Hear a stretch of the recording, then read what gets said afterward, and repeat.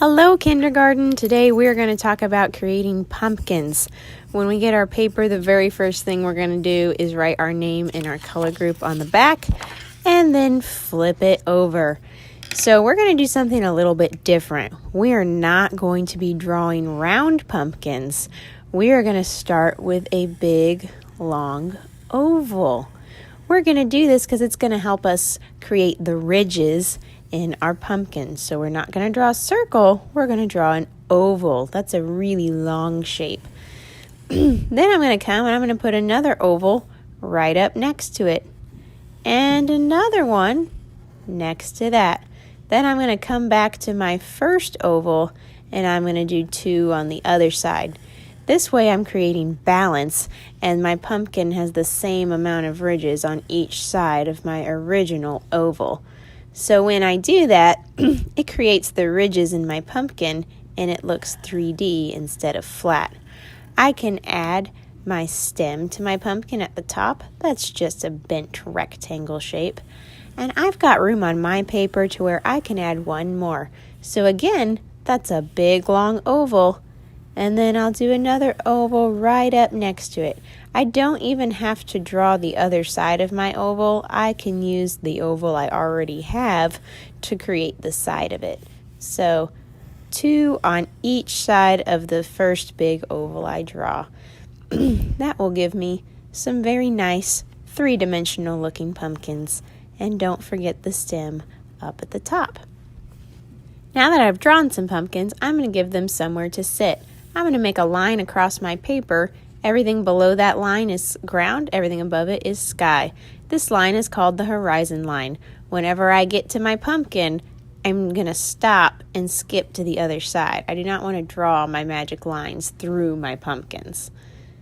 So I just skip to the other side, and now my pumpkins are sitting on a surface. There's ground below them, there's sky above them.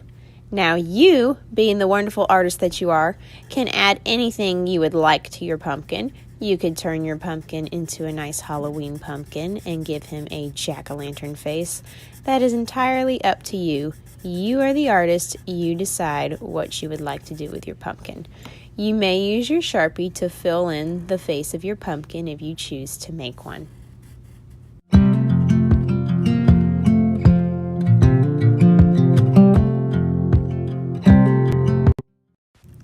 So now I'm going to be taking markers to add color to my pumpkins.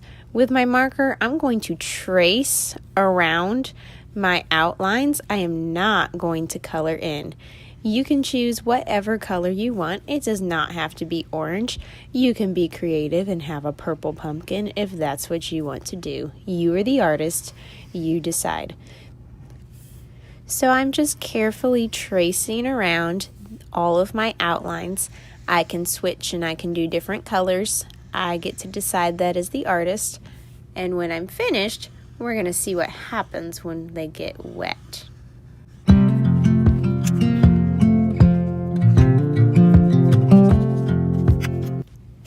Now we're going to take a little bit of water and see what happens when we get our markers wet. So we're going to dip our brush in the water and slowly start to go over our lines. As you can see, the markers will start to bleed and we'll be able to fill in our pumpkins with color. It's very important that we make sure that our brush is going over our marker lines, otherwise we won't get any color on the white spaces. So we're going to get our marker lines really wet and spread it all around.